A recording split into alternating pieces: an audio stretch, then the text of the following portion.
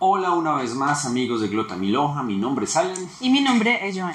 Y en el día de hoy les queremos hablar acerca de un cuento llamado Nos han dado la tierra de Juan Rulfo, ubicado dentro del libro El llano en llamas. De hecho es el primero, ¿verdad? Uh-huh. Entonces para esto Joana nos va a hacer claridad acerca de todas ellas. Entonces la primera pregunta que te tengo para el día de hoy es: ¿por qué es Juan Rulfo considerado un autor clásico para México y para la literatura universal? Bueno, yo me atrevería a decir que Juan Rulfo es uno de los autores imprescindibles para cualquier lector latinoamericano e inclusive de cualquier parte del mundo, porque en sus narraciones contiene la esencia del ser humano, pese a que está enmarcada en un momento histórico específico de México, y nos da bastante detalle de cómo se sienten las personas ante un panorama que resulta muy desolador, muy triste, muy lastimero. Entonces creo que por eso es supremamente importante y sin lugar a dudas se puede considerar un clásico. Perfecto, muy bien. Gracias. Ahí ahora vamos con la segunda pregunta y es: ¿qué nos puedes decir de Nos han dado la tierra? Nos han dado la tierra, como tú lo mencionabas hace un momento, es el primer cuento de esta secuencia que es el primer libro de este autor, Juan Rulfo, que se titula El llano en llamas. En este cuento de Nos han dado la tierra, lo que sucede es que hay un grupo de campesinos que acuden al gobierno para buscar de pronto alguna ayuda. Uh-huh. Y el gobierno, como respuesta, les da un terreno. ¿Qué pasa con ese terreno? Que resulta ser casi que desértico.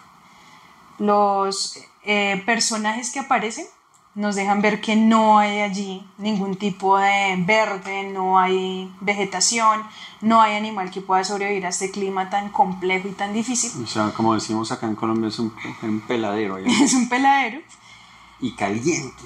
Y ante la amonestación de los pobladores que dicen: oiga, señor delegado del gobierno, este territorio no nos va a servir para nada, pues la respuesta de él es bastante odiosa. Uh-huh.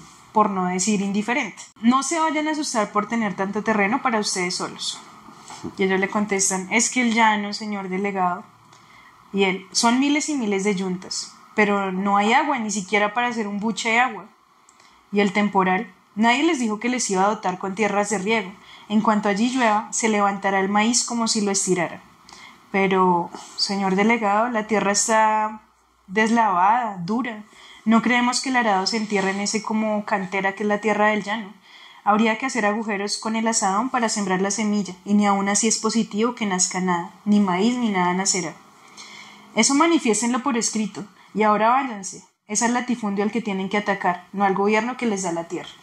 O sea, como diciendo, antes agradezcan que les damos algo y no sean abusivos de pedir más de lo que se les está aportando. Trabajen, vagos. De los mismos creadores, sí. Mira que ha habido ese tipo de personajes a lo largo de toda la historia. Sí, es de siempre. Sí. Bueno, y lo único que se podría cultivar sería... y hasta de pronto ni nace. Sinceramente, o sea, con esa descripción que nos hacen los personajes. De hecho, ellos empiezan una peregrinación entre varias personas para llegar a ese territorio que les ha sido delegado por el gobierno. Uh-huh.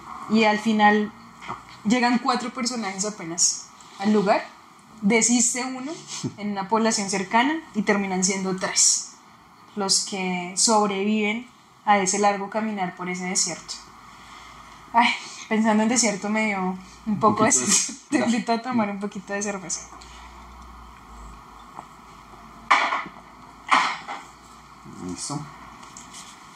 ¿Listo?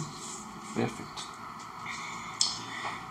Todo esto me suena un poco como cuando se deciden, digamos, los gobiernos a, por X o Y motivo, regresar ciertos terrenos a las personas, y hay gente pues que obviamente no le gusta eso y eso afecta a ciertas empresas y eso es un problema, pero no es solamente aquí de Colombia, no es solamente de esta época, viene de toda una vida atrás. Así que tenemos una maldición los latinoamericanos. Sobre todo en épocas de posguerra, que todo queda como tan desolador, tan triste, que es un panorama tan difícil para que la gente se recupere. Como en tierra de nadie. Sí. Poco. Bueno, entonces vámonos con la tercera pregunta, que en este caso es: Hemos escuchado en algún momento acerca de la generación de la ruptura o generación del 52 en nuestro país hermano México.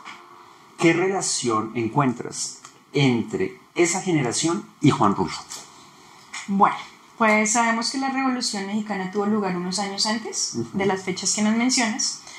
Lo que hicieron los artistas de la generación del 52, de hecho ellos no aceptaron esa denominación, sino que fueron los estudiosos los que se las atribuyeron, es que estaban cansados de seguir repitiendo los ideales de la Revolución Mexicana, que dejó más desilusiones realmente que ilusiones, porque se suponía que iba a haber equidad, que todos iban a tener al menos un mínimo para vivir de muy buena manera, pero eso no sucedió. Lo que vino después de la revolución fue un momento de bastante pobreza, de miseria, de que las zonas rurales y apartadas siguieran padeciendo el olvido del gobierno, que siguieran recibiendo la peor tajada de lo que se estaba repartiendo.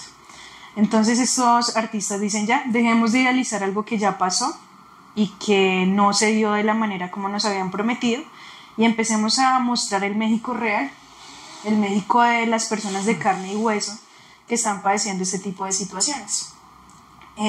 Hubo bastantes pintores, pero también escritores, y Juan Rulfo yo creo que se ajusta bastante a lo que se denominó la generación de la ruptura, porque a él no le importó defender ideales patrióticos ni le importó mostrar el asunto de manera ideal, sino que nos da México sin tapujos.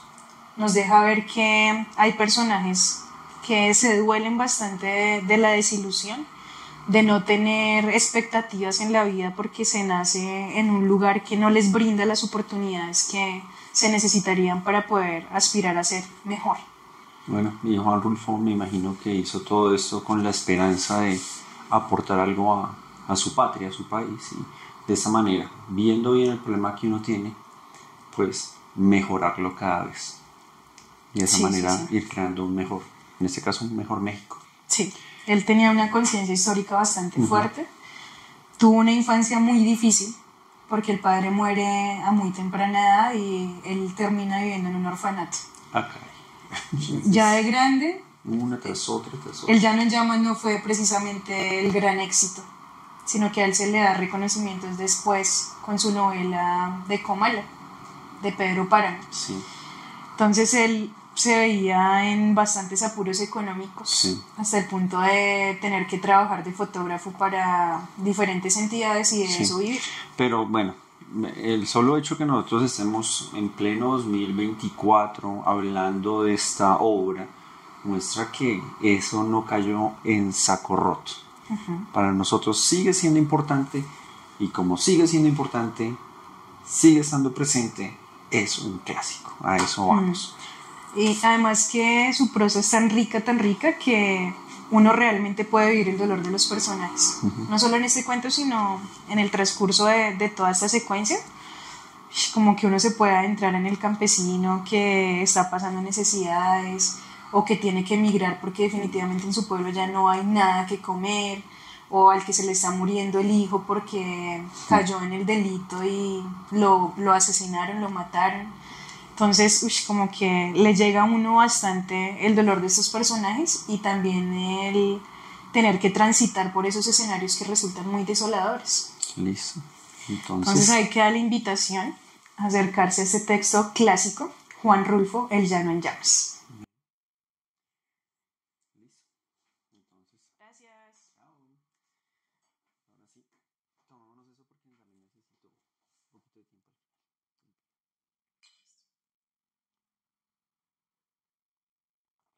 ¿Cuándo fue la primera vez que te leíste en Ganas? Como en el primer semestre. Yo no lo leí en el colegio. En el colegio, en octavo. Solo leí, pero el cuento